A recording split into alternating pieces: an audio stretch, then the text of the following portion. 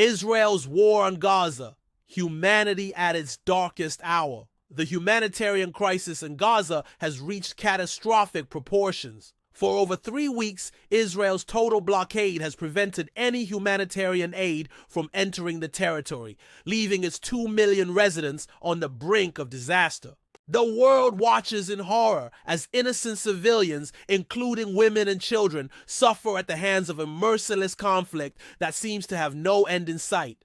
The blockade, Israel claims, is a necessary measure to prevent Hamas, the governing body in Gaza, from smuggling weapons into the territory. However, this argument holds little water when faced with the harsh reality of the situation. The lack of aid has led to a severe shortage of essential supplies, including food, medicine, and fuel.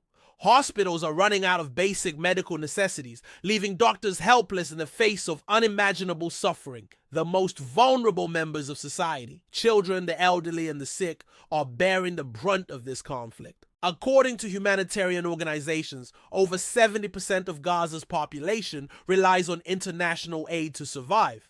Without it, the consequences are dire. Malnutrition, already a significant concern, will soon become a norm, with children being the most affected. The emotional toll of this conflict cannot be overstated, with many families forced to live in constant fear of bombardment and displacement. The international community has been vocal in its condemnation of Israel's actions, with many world leaders calling for an immediate end to the blockade. The United Nations has been particularly critical, labeling the situation a humanitarian emergency. Despite these warnings, Israel remains resolute in its stance, citing security concerns as justification for its actions.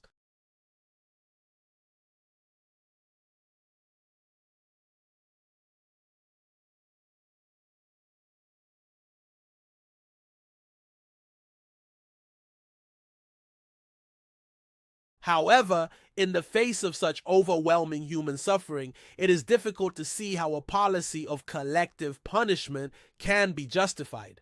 The people of Gaza are not pawns to be used in a game of political brinksmanship.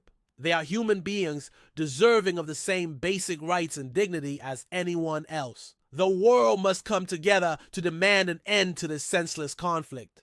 The blockade must be lifted and humanitarian aid allowed to flow into Gaza. The time for diplomacy and dialogue is now. The international community must use its collective influence to bring Israel and Hamas to the negotiating table, where a lasting peace can be brokered. Until then, the world remains complicit in the suffering of the people of Gaza. We must act, and we must act now. The lives of 2 million innocent people hang in the balance, and it is our moral obligation to ensure that they are given the chance to live with dignity and respect. In the words of a Gaza resident, we are not just fighting for our lives. We are fighting for our humanity. It is time for the world to stand with the people of Gaza and demand that their humanity be recognized and respected. Will the world stand idly by as humanity reaches its darkest hour?